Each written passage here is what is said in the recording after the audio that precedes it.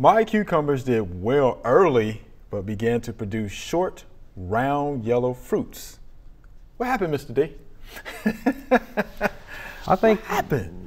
Environmental also. You know, going back into the summer, we had a wetter than normal summer. We had a wet June and July, and all of the vegetable plants that were out there, I think because it was so wet, developed a real shallow root system. And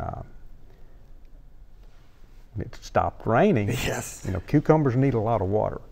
And one of the things that happens when cucumbers don't get enough water, they start developing little round, misshapen fruit and round fruit.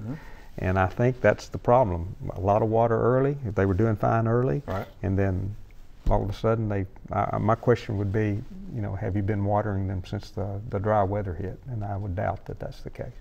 I'd say lack of water. Now, can you think of anything else? Anything, Julie? Well, it could be pollination problem.